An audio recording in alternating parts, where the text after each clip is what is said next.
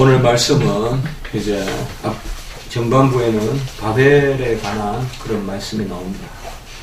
그리고 후반부에는 셈의 족보에서부터 아브라함에 이르는 그런 이제 바로 하나님께서 택하신 셈 종족의 셈죠.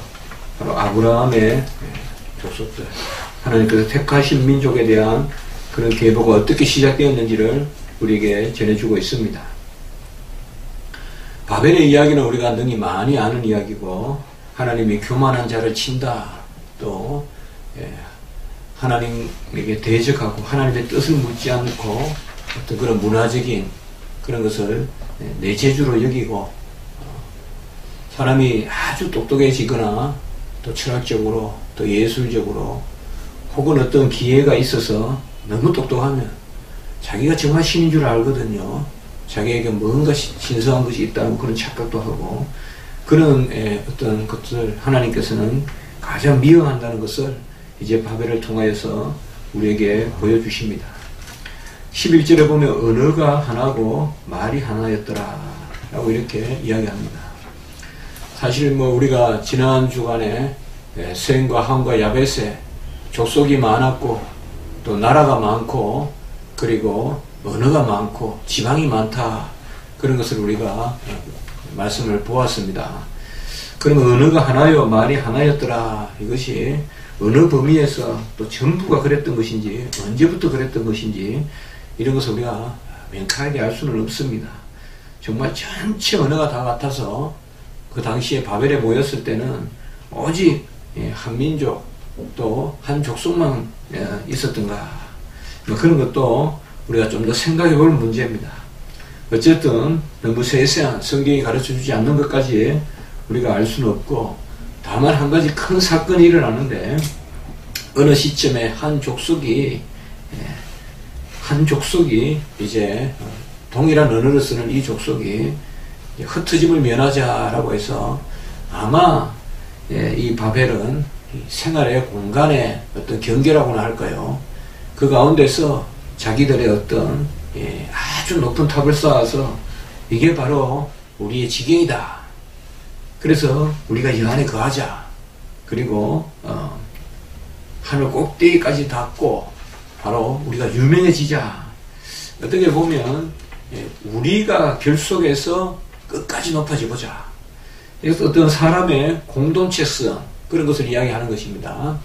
좋은 말로는 공동체성이지만 어떻게 보면 공동체의 이름으로 하나님을 거역하는, 이제 개인이 하나님을 거역하는 것도 이제 많은 사건이 있었죠. 가인의 사건도 있었고 또 그의 에녹이라든지 쭉 내려오는 그런 사건들이 있지만은, 이제 여기서는 공동체 이름으로 하나님을 거역하는 이런 모습을 우리가 볼 수가 있습니다. 사실 사람들은 죄를 지을 때 군중의 이름으로, 무리의 이름으로 죄를 지을 때 무감각해지죠. 혼자는 돌로 들어서 치지 못하지만 여럿이 모이면 그냥 돌을 들어서 무감각하게 던져버리고 한 사람을 그냥 죽여버리고 또 정죄하고, 그러면서도 크게 죄의식을 느끼지 않는, 어떤 오늘날 보면 우리가 인터넷이나 이런 데도 그런 것을 볼 수가 있죠. 많은 사람들이 그냥 홍수같이 비난하는 댓글을 달 때 나도 설거머니 끼어서 편성하면 큰 죄책감도 없고 또 그렇게 하지만은 이 당하는 사람은 그렇지 않은 것인데요. 바로 오늘은 바로 그런 의미에서 우리가 좀 교훈을 얻을 수가 있습니다. 구체적인 사건성 이런 것이야 우리 하나님 앞에 말씀의 정확무함을 믿고 또 그 말씀이 가르쳐 주는 바에 따라 우리가 배우지만은, 큰 교훈은 바로 공동체 이름에 하나님을 대적하는 이런 모습들을 하나님께서 얼마나 싫어하시느냐. 언어를 혼잡하게 하고 그들이 서로 알아듣지 못하게 해서 하나님만 바라보게 하는, 우리 하나님을 섬기기 위해서 모여야지 하나님을 대적하기 위해서 모여서는 안 되거든요. 바로 그런 모습을 보여주고 있습니다. 모세가 어떻게 보면 그 거룩한 산 호렙산에서 말씀을 받을 때 모세는 1대1로 하나님을 만나러 올라가죠. 그러나 아론은 무리의 이름으로 금송아리를 만들죠. 자, 이런 것이 어떻게 보면 외롭고 힘들어도 1대1로 하나님 앞에서 말씀을 받고 또 금식도 하고 그래서 하나님의 그 신령한 그런 하나님의 모습 구름에 쌓인 그런 하나님의 그런 연기가 피어오르는 듯한 그런 어떤 신령한 체험을 하게 되는데요. 물이라는 이런 어떤 자기 위안은 되지만은 많은 경우에 하나님을 멀리하는 그런 모습들이 될 수 있다는 것입니다. 언어를 통하여서 우리는 많은 것을 표현하고 여기에서 언어와 말을 구별할 수도 있겠지만 1절에 보면 온 땅에 언어가 하나고 말이 하나다 하는데 크게 봐서 우리가 의사 표현 수단이고 바로 말, 언어, 말 사실 같은 말 아닙니까? 우리 야고보서에 보면 입에 재갈을 먹이라 라고 이렇게 말하고 있고요.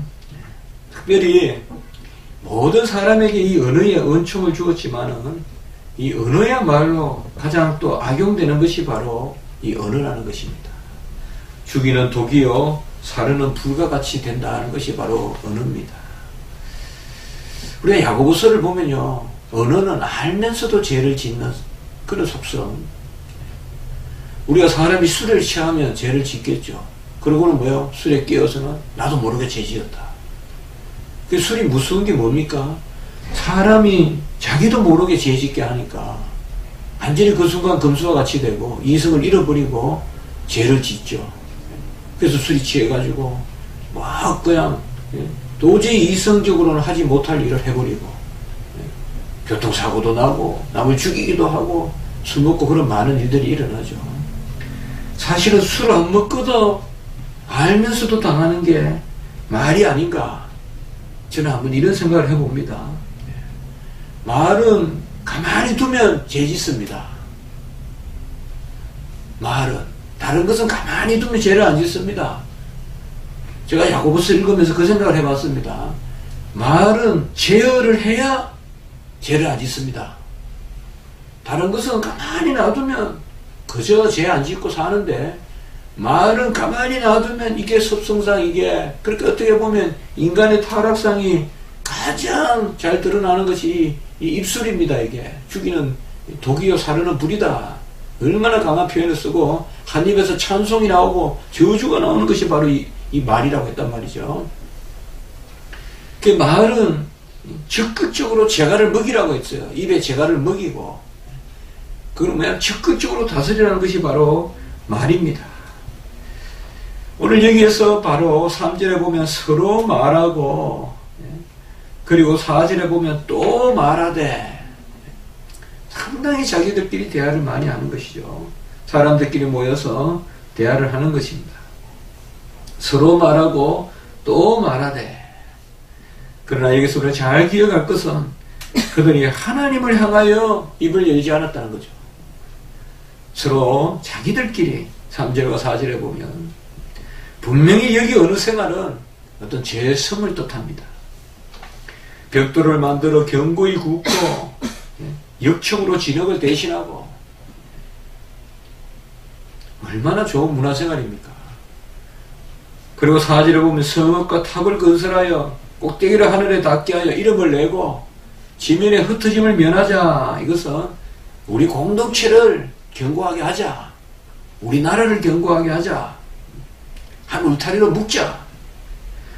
어떻게 보면 다 이것에 전제해서 국가 간이 형성되고 애국심을 조성하고 뭐 그렇지 않습니까? 교과서도 보면 다 우리나라 만세 뭐 이런 것들이 뭐예요?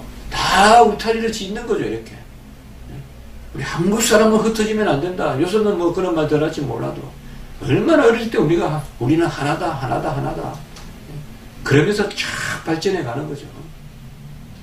그게 그 자체로 나쁜 것은 아니지만은 중요한 것은 바로 하나님을 찾아야 된다는 것입니다. 창세기 3장 1절에서 5절에 보면 뱀과 하와 여자의 대화가 나옵니다. 어떻게 보면 범죄의 출발이 이 말로부터 시작됐다는 거예요. 그러니까 뱀과 하와의 대화.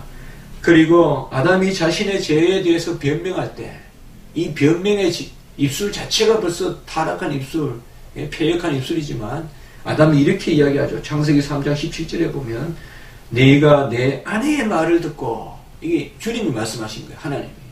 네가 네 아내의 말을 듣고. 정말 이 말이라는 것을 우리가 잘 다스려야 됩니다.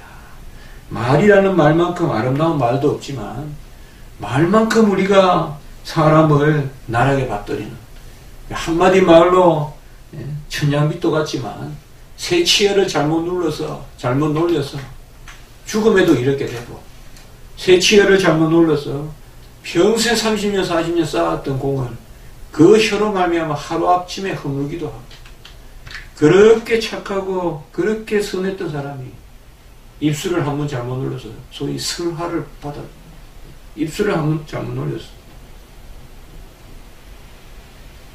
옛날에 우리나라에도 그 국회의원이에요. 저도 한국에 와서 보니까 노인들이 무슨, 노인들은 집에 있고 젊은 사람들이 나와가지고 투표를 많이 해야 된다. 마음속에는 그런 마음이 있을 수 있죠. 젊은 사람들이 나와가지고 마음은 있어요. 이걸 그대로 놔두면 입에 나오는 거예요, 이게.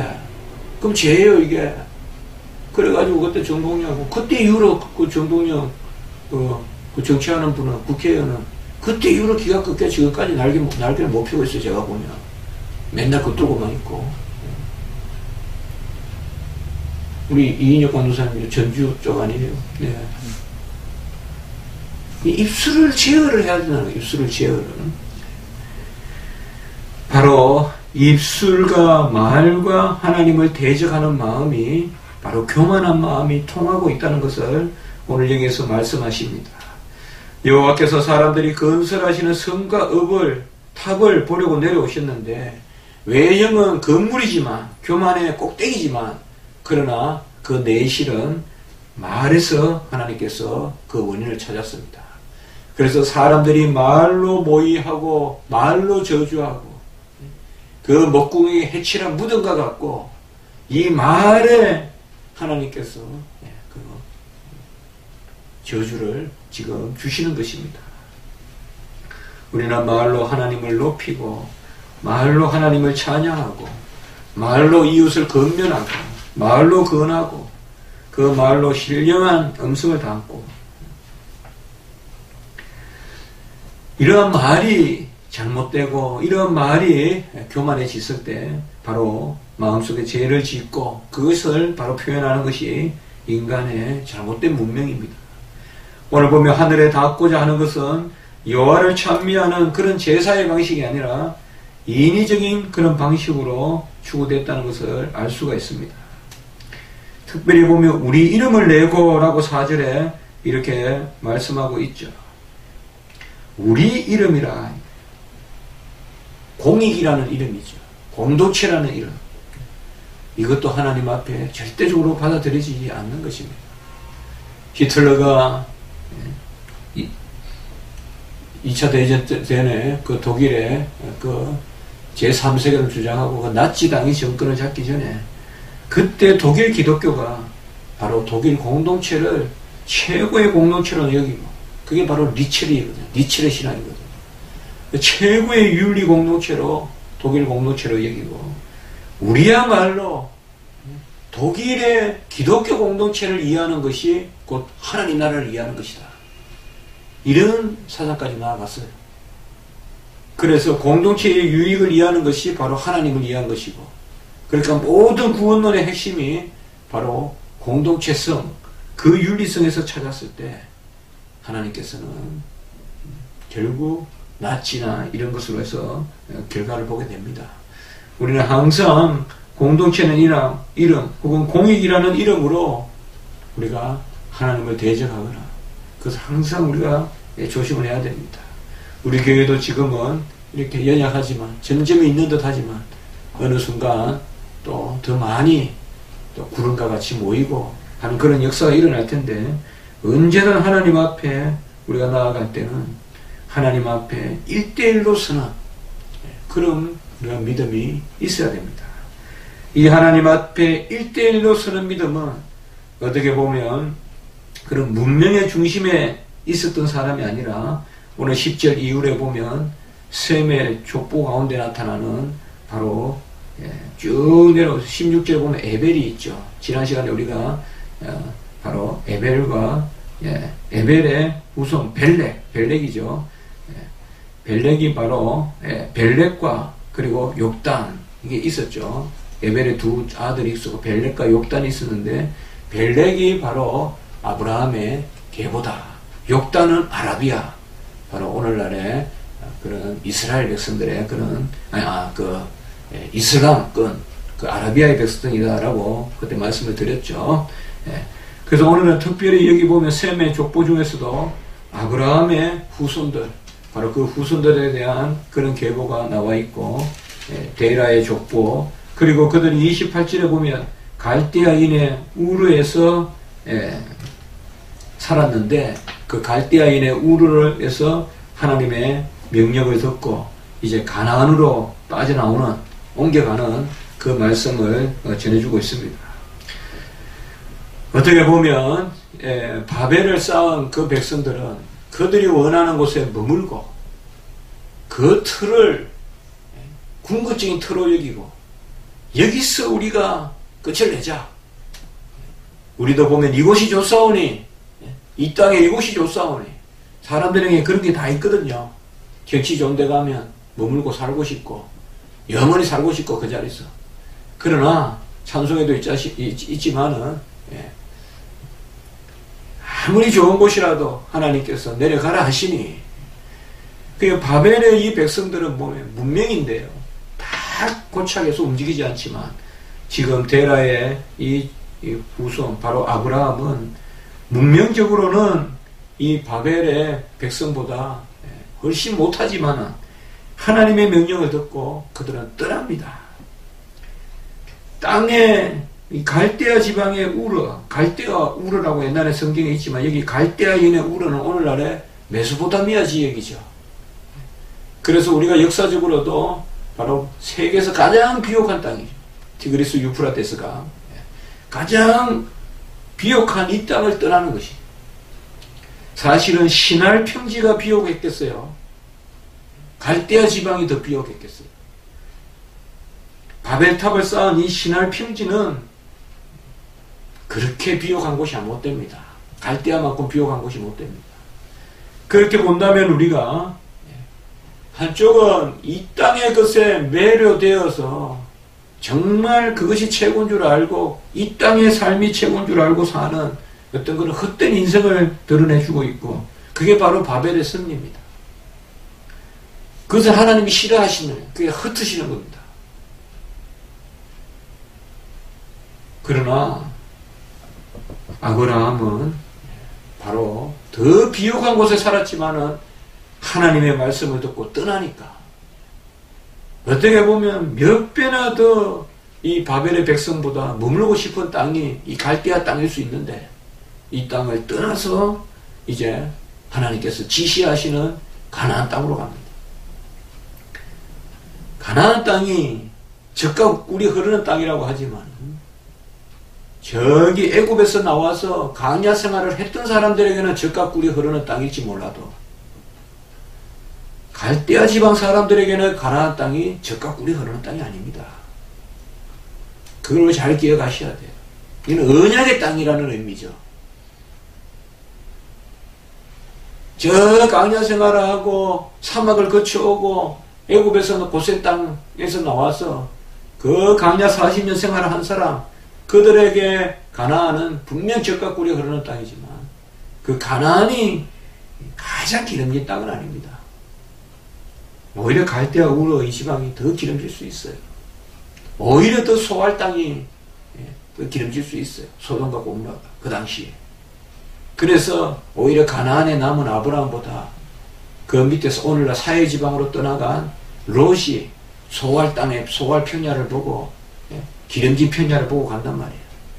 그러나 하나님은 뭐예요?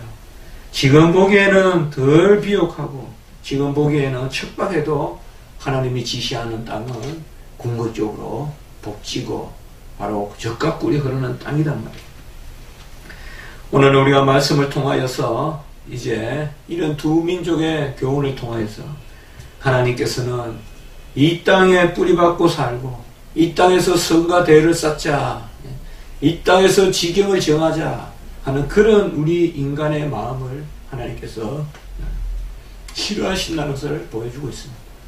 부지런히 이 땅의 것에 미련을 두지 말고 저 본향에 뚜렷한 목표의식을 가지고 부지런히 주의 일을 하고 옮겨다니고 두불 옷을 갖지 아니하고 인자는 머리 둘 곳이 없다고 했으니 너무 이 집이 좋다 하고 몇백 년 몇천 년 살 것 같이 꾸미고 그래 살 게 아니라 좀 가난하게 살아도 남에게 베풀고 이곳은 떠나갈 곳이다 여기고 그렇게 사는 백성, 그 백성, 옮겨진 백성, 전에 나왔죠. 히브리 백성, 옮겨 다니는 백성, 히브리 백성, 그 백성을 하나님께서 아브라함으로 정하셨습니다. 그래서 이제 다음 12장 말씀부터는 아브라함의 이 유리가 시작되는 것입니다. 아브라함이 떠나고 정착하고 떠나고 정착하는 애굽에도 가고 또 건너오고 하는 이 유리가 시작됩니다. 이 방황과 유리 같지만은 이것이 구름기둥과 불기둥의 하나님의 보호심입니다. 오히려 머물러서 사는 것이 아니라 우리 인생은 본향을 향하여 떠나가는 나그네의 삶이라는 것을 기억하면서 우리가 바벨탑의 교훈을 잘 생각해야겠습니다. 우리 교회도 눈에 보이는 것이 아니라 이 나그네의 마음을 가지고 나그네 교회로서 항상 우리가 필요한 것을 하나님께 구하고 또 그것을 가지고 사랑을 베푸는 그런 역사 있기를 주님의 이름으로 축복합니다. 기도드리겠습니다. 하나님 아버지 은혜와 사랑을 진실로 감사합니다. 하나님 바벨 그곳을 하나님 그곳 지역 사람들은 최고의 땅으로 여겼지만 아버지여 그 땅 그 신할 평지가 지금 다 무엇입니까? 하나님 아버지 그 당시에 갈대아는 아주 번성하고 그 우르는 큰 도시였지만 아브라함은 그곳을 떠나 알지도 못하는 그저 하나님의 지시함만 갖고 가나안으로 들어갔습니다. 가나안에는 오히려 강투한 민족이 살고 있었고 그곳에는 끊임없는 또 우물의 논쟁 그런 전쟁도 있고 어떻게 보면 갈대아를 떠날 이유가 없는 그런 아브라함이지만 하나님의 뜻을 쫓아갔을 때 궁극적으로 아브라함의 그 땅이 400년 후에는 언약의 땅이 되어서 이스라엘 백성에게 귀한 아버지여 그런 약속의 땅이 된 줄 믿습니다. 하나님 아버지 우리도 하나님의 언약의 약속을 믿고 지금 이 땅에 속한 것에 연연하지 말고 그것을 우리가 좀 덜 가진다고 섭섭해하거나 그것을 좀 우리가 미친다고 섭섭해하지 않게 하시고 오직 하나님의 본향에 주님께서 바라시는 것만 우리를 통하여 원하는 것만 이루어가는 저희들이 될 수 있도록 주여 도와주옵소서. 그러한 우리 아버지와 본향을 향하여 가는 나그네 교회 정말 지상교회로서 전투적인 교회로서 잘 본연의 일을 감당하는 쉼없이 아버지여 유혹과 비박도 있지만 그것을 감내해내는 그런 아버지 우리 교회가 되게 하시고 우리 강도사님도 특별히 붙들어 주셔서 이런 나그네의 삶과 같은 그런 이거지 어려움이 있더라도 우리 하나님의 은총 가운데서 크게 보호하심을 받는 그런 역사를 허락하시고 우리 교회의 모든 성도들이 주님의 뜻 가운데 아브라함의 편에서는 아버지여 절대 바벨의 끝에 서지 않고 아브라함의 편에서는 저희들이 되게 해 주시옵소서. 구주 예수 그리스도의 이름으로 감사하며 기도드리옵나이다. 아멘.